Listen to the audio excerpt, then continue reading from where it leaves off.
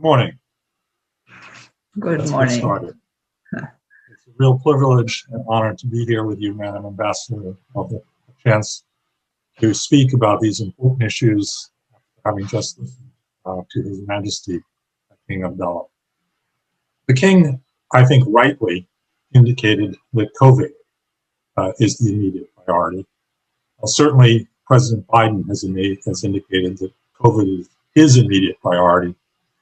How would you characterize Jordan's COVID vaccine response? How bad has it hurt the nation? I understand that from the King that refugees are getting access to vaccine. How is vaccine being distributed across the country? What's a status report on the COVID pandemic in Jordan? Thank you. Thank you, Bruce, and thank you to John for hosting me this morning. This has been a great few days, and I look forward to our discussion. Now, on the COVID response, as every country in the world has been hit by COVID, whether strong economy or a poorer economy, it has been a challenge. But you can imagine for Jordan, because we already had many economic challenges. However, I must give credit to the government and to His Majesty's personal efforts, who was following up on the COVID response, is that we were able within a 1 year span to increase our healthcare system by 300% in order to be able to take care of our patients. We've had, unfortunately, 4,000 deaths so far, but I must say that the beginning testing and tracing and distancing efforts that were in Jordan worked very well. Our concern was two parts. On the health part, we did start our vaccination, and as His Majesty has mentioned, we have also included the refugees. As you know, vaccinations is an issue that brought up inequalities in the world, and when you think now, according to WHO, information that 130 countries still do not have access to vaccines, it makes you wonder, and this is an international problem that needs to be dealt with. Having said that, we have started our vaccination to include the refugees. On the other hand, we've also been worried about the economic consequences of COVID, and the government has stepped up to help the lower income and those who were affected more by giving paychecks or support system in order to help families to maintain a certain level of living during this period. We hope that by the end of the year, maybe this problem will turn into something else, and we can go back towards increasing our economic and focusing on the economic process and putting back ourselves, on track, because this has been a very tough year for everyone. That's certainly true here as well. It is striking, though, that leadership can make a big difference. Yes, it does. We were strikingly absent in leadership for a long time. Let me turn a little bit to the bilateral relationship. The bilateral relationship today is in many ways, and I'm a student of the bilateral relationship, remarkably close. We have American troops on the ground in Jordan fighting terrorism alongside Royal Jordanian Air Force, Jordanian Army. That's something of a break. That being American troops on the ground in Jordan has not been characteristic of the last 70 years. So that's a change. We also have closer economic relations in many ways, trade relations. The intelligence relationship, which has been there for decades, I suspect is stronger than ever. But in the last 2 years of the Trump administration, there was very little direct dialogue between the White House and the Royal Palace. I'm sure there was a lot of indirect dialogue, and I'm sure that there were many other channels of communications moving forward. But Americans are used to seeing the King of Jordan in the Oval Office. We're used to seeing the King visiting Washington, being seen by the President of the United States, and that didn't happen. How would you characterize the relationship today? Where do you think it's going? And do you think we're going to see a return to the normality of the kings of Jordan sitting in the Oval Office in the chair next to the President of the United States? Well, Bruce, our relationship is highly strategic. It's based on very strong dynamics that are of interest to the United States as well as to Jordan. And as you mentioned, it goes across the board of many elements. The army cooperation is very strong. The intelligence is very strong. The economic, the U.S. is our first, the country that gives us most aid. Our relationship goes across the board with the administration, with Congress, with think tanks, on every level. So I'm not worried, or we were never worried about the U.S.-Jordanian relations. There are moments in every relationship where you agree or disagree, but that's part of the relationship. And the fact that you tell the other what you think and what's good for you and what you does not mean that there is any shakeup in the relationship. So in the last 4 years, we were able to have our MOU. We have increased in many levels of cooperation. So the number of visits that does not reflect in any way a bad relationship or a return backwards in our relationship. However, having said that, the issue of the peace plan has been an issue that has been difficult on Jordan, and there's no hiding on that, because obviously we are stakeholders in the peace process. We are stakeholders on many files with the Palestinians, that's for sure. We were also having to deal in a few years where the Palestinians were not speaking to the American administration. So obviously we were trying to, in every possible way, to be sort of the facilitators in these discussions, and that was not easy. So obviously our point of view on the Palestinian, if I may, is that there is only one solution, which is to have a Palestinian state if we wish to have real peace in our region. There are UN Security Council resolutions. The international community agrees on a set of values. Now, every measure, every unilateral measure that's taken by Israel that puts this into danger is a problem. Now, a two-state solution, yes. If we go and veer away from this and steer away from this a possibility, then we will fall into the inevitable solution of a one-state of Israel having Palestinian majority one day. And is that what the Israelis want? Does the Israeli public wish to have this eventuality? So we speak about that. Not to mention that Jordan and the Hashemites are custodians of the Muslim and Christian holy places in Jerusalem, and we have a direct role. We manage these sites. We make sure to keep them maintained in a good way. His Majesty has his own personal funds into upkeeping of many of these sites. So for us, this is a direct stake for us, this solution.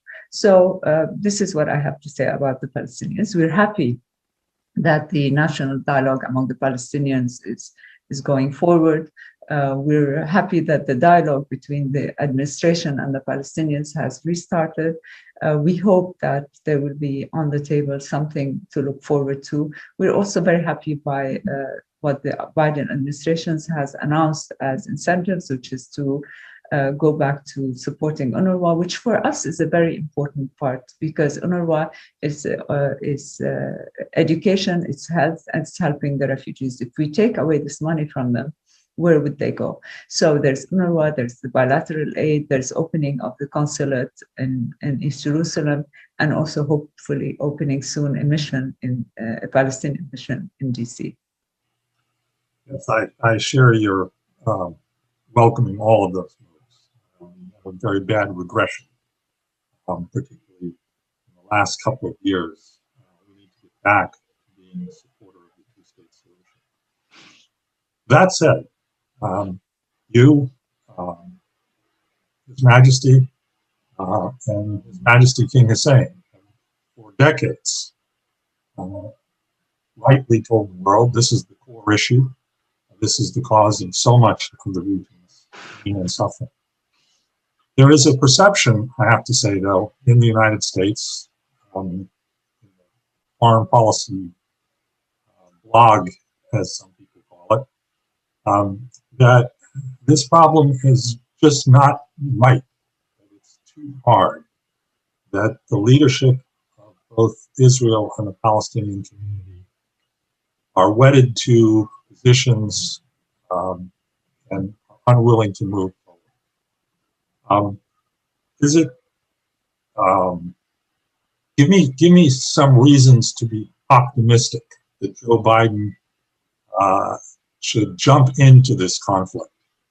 I understand the reasons why it's necessary, but what is difficult to convince people in this town is that there is any chance of success moving forward.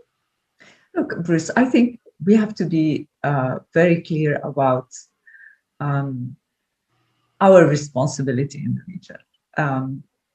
Definitely, American leadership is very important if you want to move forward. There's no way to move forward without the United States. Their presence is important, their support is important.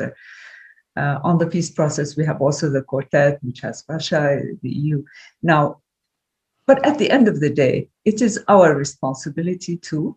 And in the case of the Israeli-Palestinian situation, there needs to be clarity on what is on the ground. But the Palestinians, of course, have to come forward with their own vision of how to go forward, but they are occupied. It is an occupation. And therefore, we feel that the Israelis are the ones to come forward. They are the ones who are able to project into the future. They are the ones that have to come and be convinced of the vision of a Palestinian state. Nobody else can convince them. And right now, we see a lot of drifting to the right in Israel. But the truth is, what happened to the peace camp of the days of King Hussein and Rabin? Where are they? Where is this peace camp? And does an Israeli realize that not doing a Palestinian state in the West Bank and on what we acknowledge in the international community, do they realize that at the end of the day, a one-state solution perhaps is not the best solution to them? Do they realize that giving the Palestinians some little small notches of land here and there would constitute a form of apartheid somehow? Are they ready to go that path? Now, that's the questions that need to be answered. And I think before asking the Biden administration or any other American administration or even the international community, the discussion has to be internal in Israel. That's one thing that is important. And as far as the Palestinian leadership, what we're seeing in trying to mend fences between the Palestinian factions is an important and positive thing that needs to be encouraged. Let me turn to another conflict in the region, the war in Yemen. The war in Yemen is now almost 6 years old. It has created the worst humanitarian catastrophe of our lifetimes, according to the United Nations. A Yemeni child under the age of 10, under the age of 5, dies every 10 minutes, which is a terrible and sobering fact. President Biden, in his first major foreign policy address at the State Department, said that ending the war in Yemen needs to be one of the highest priorities of his administration and his foreign policy. That's a striking departure, frankly, not just from the last administration's policy, but the last two administrations' policy, including the one in which Joe Biden served as vice president. I think we can all agree it's the right thing. Jordan plays its own role in the Yemen conflict as the host of negotiations on the release of prisoners. But I'm more interested in getting your perspective on the war in Yemen, thoughts on what the international community, not just the United States, the international community needs to move this conflict forward and to bring an end to this really horrific carnage that is going on. Definitely, you said it, Bruce. This is a terrible war where the civilian loss and the hunger that's going on in Yemen, especially with children, the diseases that are falling in Yemen, things that are long lost in world humanity, is back, and that is something that's very sad. I think also I would like to say that I think the Gulf states would like also to end this war as well. But the complications are numerous. Now, the good thing that we have, of course, we have Martin Griffith, the UN Special Envoy, but it's good to see that the Biden administration has named a very capable envoy in the name of Tim Linderking, who knows very well the region, who has very good ties with everyone and is going forward. Now, on Yemen, we Jordan were very active and during the UN Security Council Resolution 2216, and in fact Jordan was presiding this UN Security Council when this resolution passed, and it passed with 14 votes, unanimous votes of yes, with one abstention of Russia, but that was already a green light. There is also the Gulf State Initiative, there's the Riyadh Agreement, the Stockholm Agreements, there are many initiatives, the National Dialogue, things are there. What we need to remember is that for this war to end, there has to be a feeling for the Gulf states, and especially Saudi Arabia, to feel a sense of security, because they are also receiving missiles left, right, and center, and any country would not accept that to happen. So basically, in Jordan, what we are doing is that we're facilitating, because there's an office for the UN envoy, especially on the Hudaydah agreement, and trying to bring back peace, some ceasefire in that area, because these ports in Yemen are the places where food comes in, and the best way to prevent any humanitarian disaster. So in that sense, we are working. We hope that with this new envoy, and with, I can tell you the desire and will of the Gulf states, especially Saudi Arabia, to go forward on something positive, that something will come out of it. And there has been, I followed this file for many years, starting with the UN Security Council presence and onwards, to say that for many years there were many spoilers on the scene, and that hopefully that there's this will to go forward. But definitely I agree with you, we have to preserve the integrity, the territorial integrity and unity of Yemen, and eventually have no more foreign presence of any troops in Yemen, and get back the country on its feet, just to start its economic build-up, which is really much needed. Yes, it's incredibly tragic to see the poorest country in the Arab world now set back decades as a result of this war. I want to turn to another issue. You mentioned Jordan's intelligence agency. I know from my own experience that the Jordanian intelligence service is one of the very best in the world. Last week, the king sent an open letter to the head of the Jordanian Intelligence Agency, the GID. In my experience, it's a little unusual for a head of state to write to the head of his intelligence service in the public domain. I'm sure there was extraordinary reasons for this. I'm very much interested in getting more of a sense from you. What is this letter about? What is the king trying to tell not only the intelligence service, but the Jordanian people by putting it in the public domain? I know, Bruce, this letter sort of got so many questions I got so many questions from so many people. I read many comments on it, which probably all led around the conspiracy theory. We are a part of the world where the conspiracy theory is very much alive and kicking. And it's much more simple than that. What the Jordanian government and what His Majesty had started a few years back, unfortunately a little bit disrupted during the COVID period, because there was a sort of concentration on health issues and urgency, is the reform process in Jordan. And part of the reform process that we're going under is to have a more efficient government, a more transparent government, where institutions know what their job is, know what to do. For many years, and the circumstances have dictated it. We in Jordan depended a lot on the GID, which is the intelligence, for those who don't know, in order to carry on tasks that were not really normally under their umbrella. And one of them is corruption cases, be it political, be it economic, and others.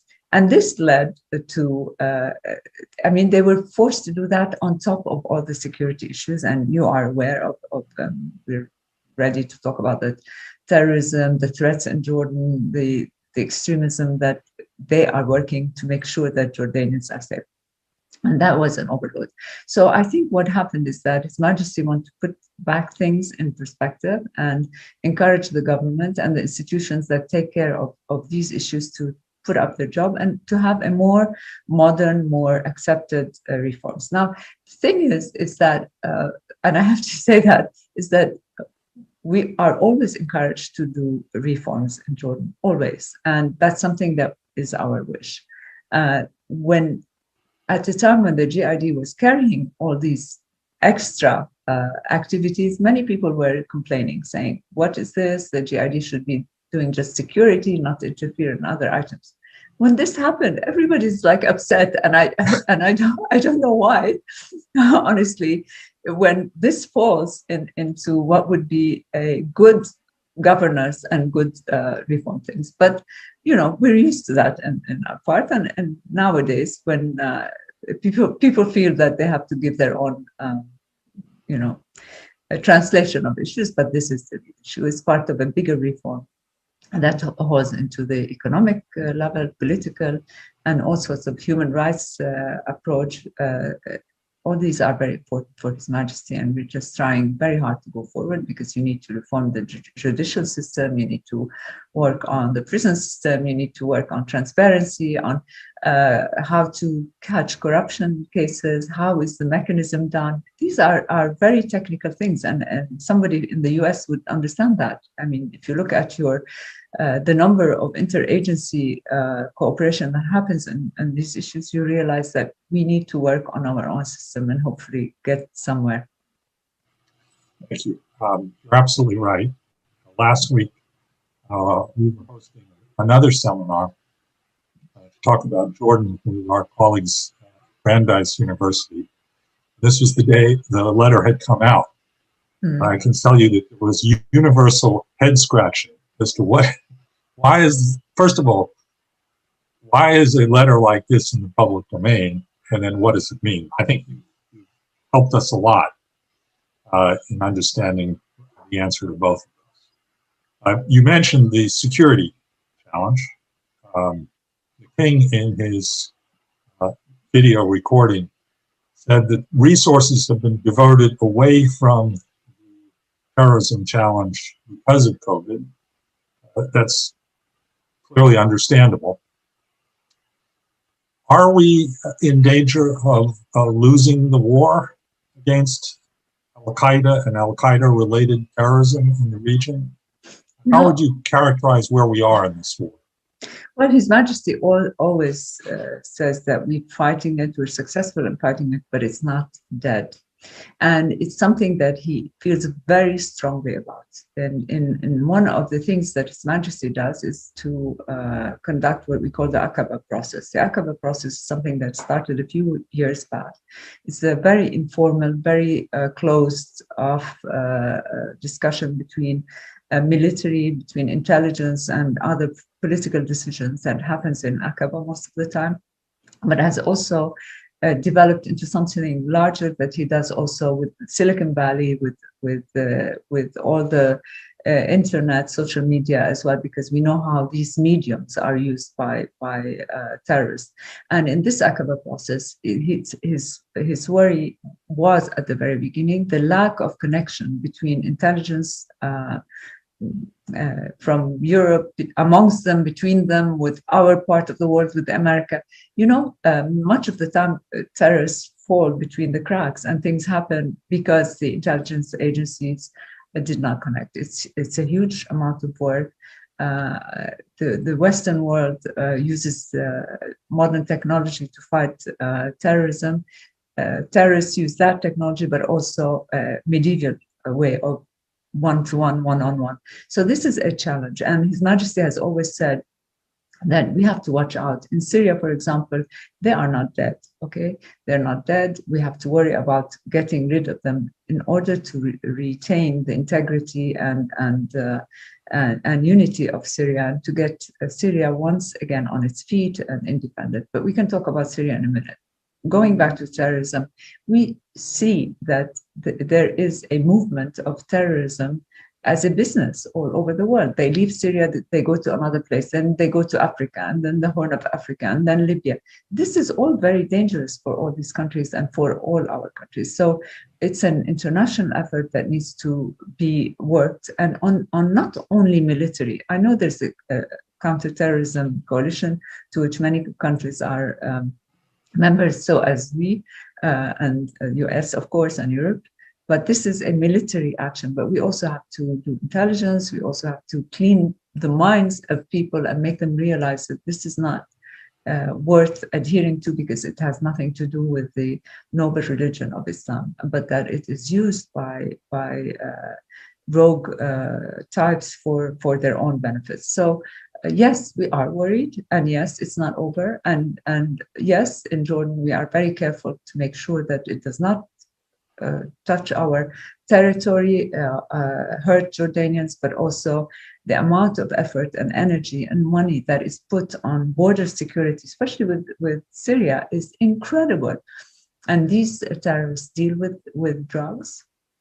And another issue that we are so careful about making sure that our borders are safe from, every other day we have to stop drug movements into Jordan and make sure that it does not pollute us, because even not only it's coming to Jordan, but it's transiting, also wanting to transit through Jordan to go to other countries. So we're wary about our interests, we're wary about our neighboring countries, so that does not become the plague of our times.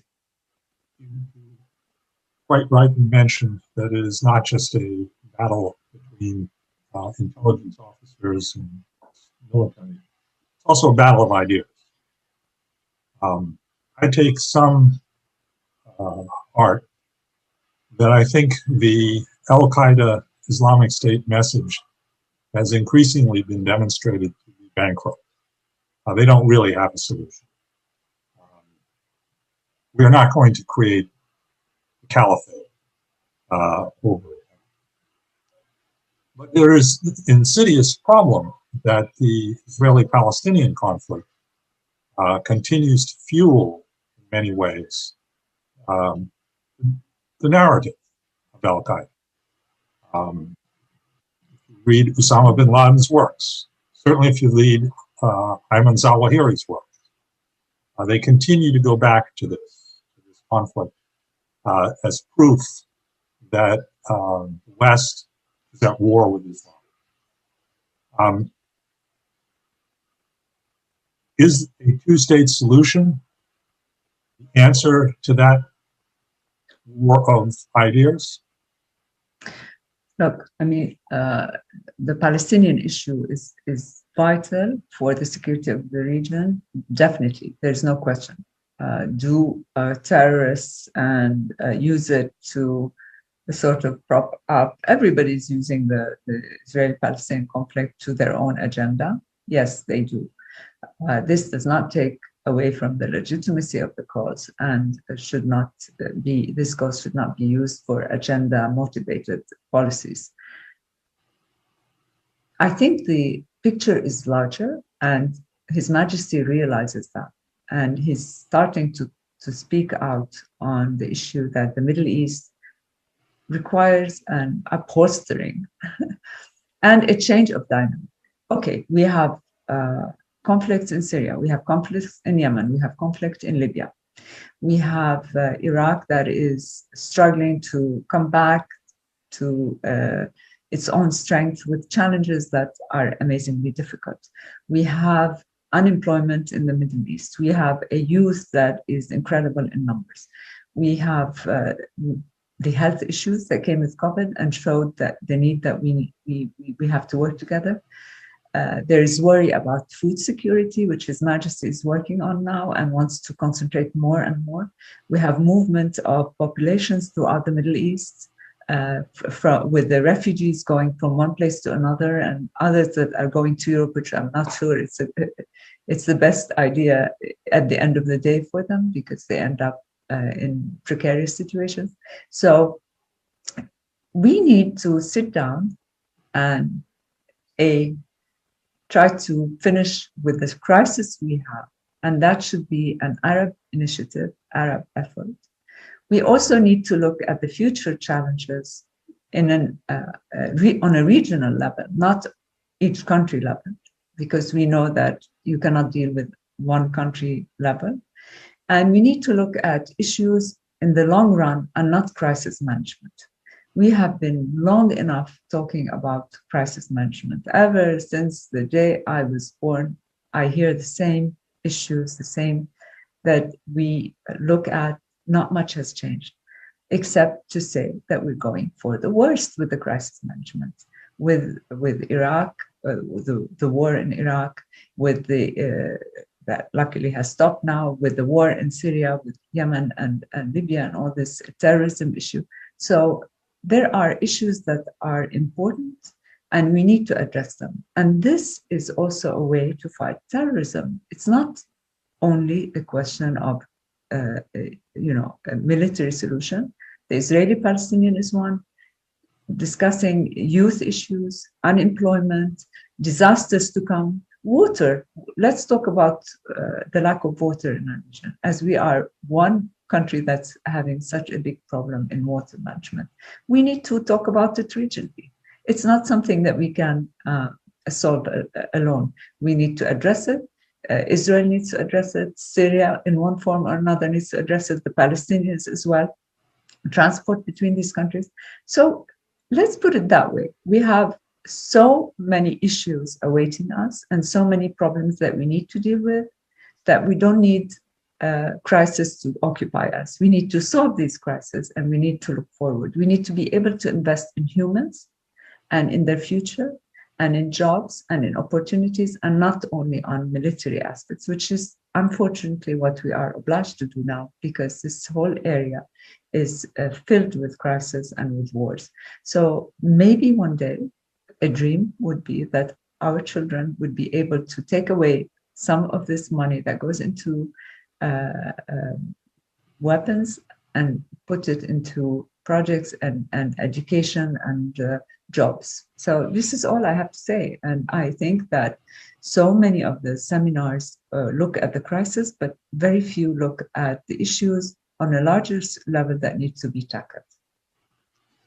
I couldn't agree with you more. And I would like to come back to water right here on my notes. Before we come back to water, I will spend a little bit more time on your neighbor to the north, Syria. War is now 10 years old. The damage done to the Syrian people has been horrific. Refugees, dead, internally displaced, cities destroyed. In addition, we now have the Russian and Iranian military presence in Syria. We've had that for a long time, but not like this, not of the order of magnitude we have today. I guess my question for you is, how does Jordan see a path forward? Do we have to accept the fact that Bashar al-Assad is here to stay for the foreseeable future? Or is there a more hopeful path out of this really terrible wilderness that Syria has fallen into? As you said, Bruce, this war has gone long enough. It has caused 500,000 deaths, not to speak of those maimed and having health issues because of it. It has been internal displacement. It has been caused refugees all over in Turkey, Lebanon, and Jordan, and we have around 1.3 million Syrian refugees in the country. 10% of them are in refugee camps, but the rest are all over the country. Now, we've taken the position that we would like to offer them education, we'd like to offer them health and vaccination, as I mentioned earlier. We also opened a quota for permits, for job permits for the refugees to be able to work. It has been a load on Jordan. Of course, any refugee brings in with them something new to any country, but in the short term, it is a load on our capacities, on our loads, on our water, on our infrastructure. So and the aid and the support that was supposed to come to Jordan has not come in full, far from it. So this has been an extra load on us in the last few years. Having said that, we are working with the United States, we're working with the UN and the international community, we're working with the Russians because they're in Syria in hope to find as soon as possible. There are many tracks. There's the UN track, the UN Security Council, there's Pedersen, who is the envoy. We have the Astana talks. We are talking to everybody to try to get out of this situation because we need to. But we also believe, and that's something that we're working on, and the foreign minister, our foreign minister, is mandated to come up with an Arab solution to this issue and come with proposals to try to end this as soon as possible. Now, we are in Jordan having to deal, as I mentioned earlier, with our northern borders because there's a security aspect. For a long period of time, terrorists had taken over the southern part of Syria, and it was really a very scary perspective for us because our army had to be on alert 24. There still are, but at that time there were attempts at lives, and that was a very difficult position because we lost Jordanians in the meantime. Now the borders are open. We do have contacts because we do have an embassy in Syria with the Sharjah. They have an embassy in Jordan. They are our neighbors. There are historical relations. And for us, it's very important to see the political process go forward. And for the Arab countries, all of them to be involved in finding a solution. Again, there's some feel that we need to get out of these crises that have lasted way too long and that are draining our other than the humanitarian part, are draining all our capacities. Needless to say, for us in Jordan, it's very important to maintain the unity and integrity of the territories of Syria, get rid of all terrorism in Syria, and eventually have no more foreign troops in Syria, and to have back. Now, what happens next is not up to Jordan to decide who rules or controls. It's an effort for the international community and for the Arab states to work together and try to find a solution. I want to turn to maybe a more hopeful one of your neighbors. I will admit I'm almost startled that I'm going to say this, Iraq. It's been a long time since one could say hopeful things about Iraq, but I think there are hopeful things to say about Iraq today, and we heard yesterday from Bahram Saleh about some of those. The bilateral relationship between Jordan and Iraq also seems to be thriving. There's talk about pipelines, about economic integration. Can you give us a few thoughts on your relationship with your Iraqi neighbor and where that is going? Yeah, His Majesty has been very keen in stepping up our relations with Iraq, and there we are. We've started a trilateral cooperation system between Iraq, Jordan, and Egypt, economic. We've signed some agreements. We're working on some of the legal aspects to opening an industrial city on the borders between us and Iraq that would eventually be open to international investment. We have a pipeline between Anbar and Aqaba.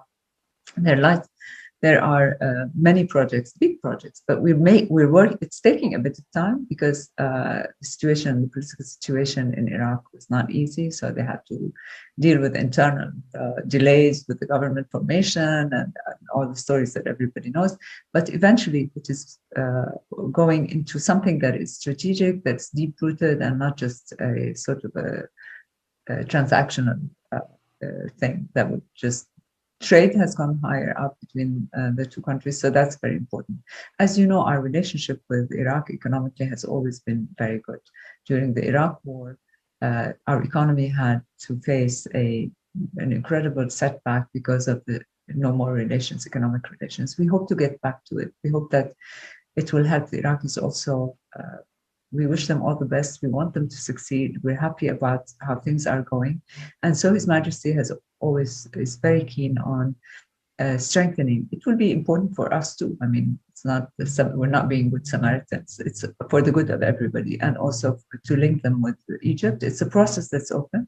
Any other country in the world that feels they would like to join this process eventually are open.